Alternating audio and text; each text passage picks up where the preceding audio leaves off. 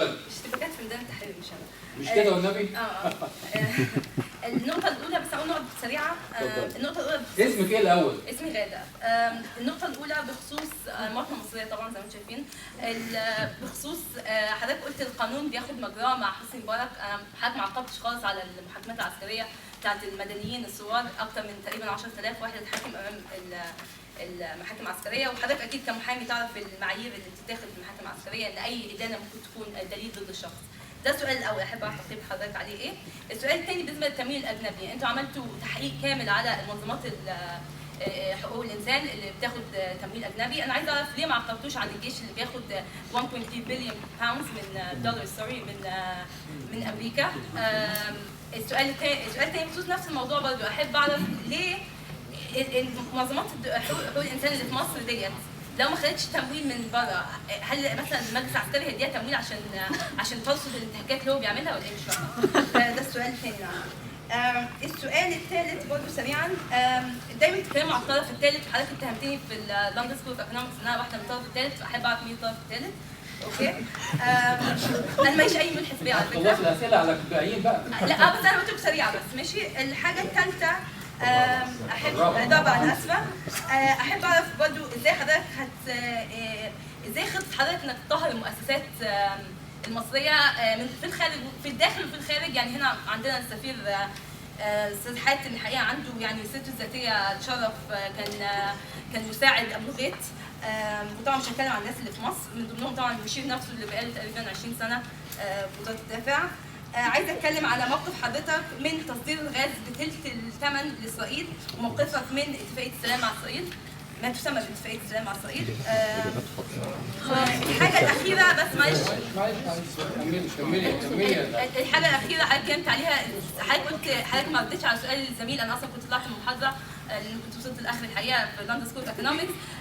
حضرتك قلت انا ما ردتش عليه عشان سن حضرتك. انا اكيد طبعا في معيار معين من الاحترام مش هنعديه او في خط احمر، ولكن مش عايزين نستخدم حكايه السن وابونا عشان مبارك برضه كان ابو المصريين وكده. شكرا يا غالي. شكرا يا غالي.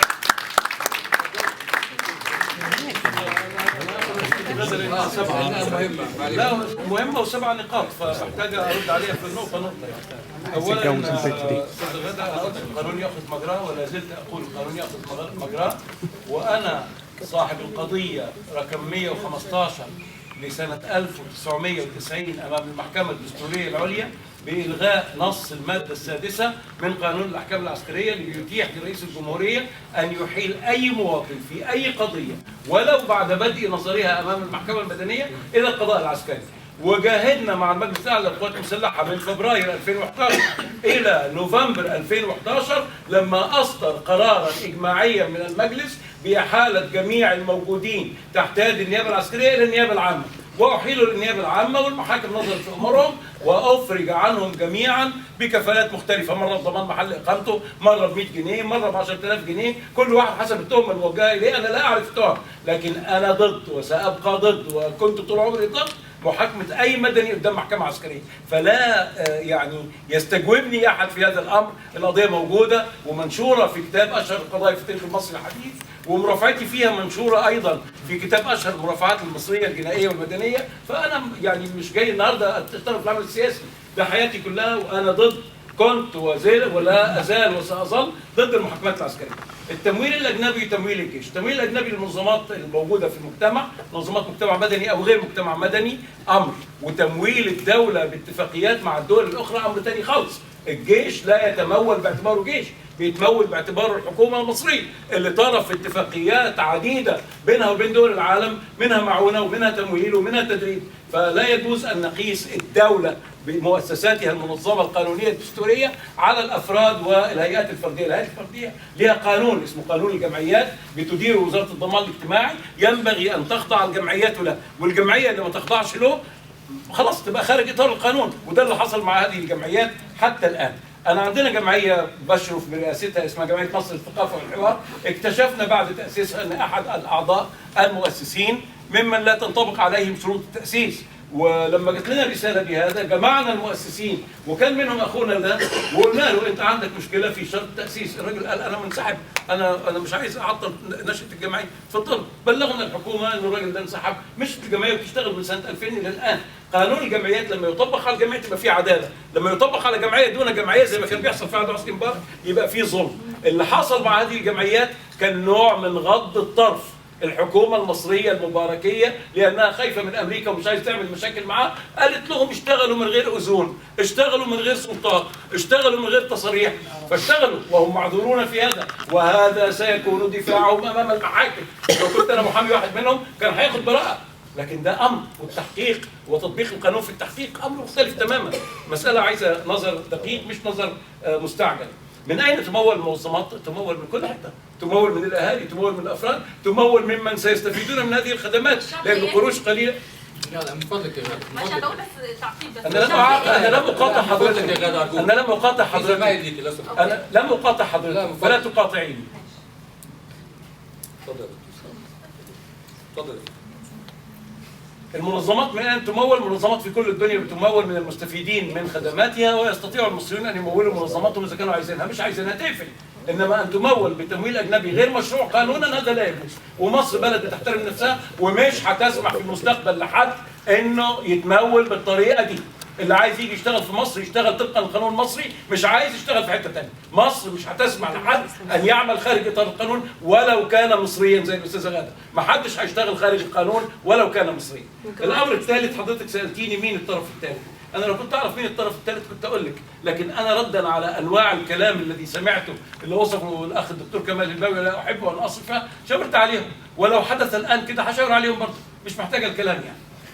وانا قايل على فكره مين الطرف الثالث لما كان في وقائع معروف فيها الطرف الثالث ذكرته موجود على الانترنت تقدري تخشي وتشوفيه يعني. خطتي للتطهير هي تطبيق القانون، لان في قانون بيعاقب كل موظف افسد، في قانون بيخضع كل موظف في مصر للتحقيق لمعرفه اذا كان ادى واجباته ولم يؤدي واجباته، والقانون ده هياخد مجراه وهيطبق على كل موظفي مصر، مفيش حد مستثنى منه، اللي يطلع فلول، اللي يطلع من الحزب الوطني، اللي يطلع افسد الحياه السياسيه، افسد الحياه الاقتصاديه يطلع، اللي يطلع من الحزب الوطني وبريء يقعد، اللي يطلع من الحزب الوطني وما افسدش يقعد. احنا مش على عادي بعض، احنا مش عاملين فريقين، الحزب الوطني والشعب المصري، لا، الحزب الوطني كان جزء من الشعب المصري، كان فيه 3 مليون عضو، مش ممكن يكون 3 مليون عضو افسدوا الحياه السياسيه، لكن اللي افسد منهم يطلع، اللي سرق منهم يطلع.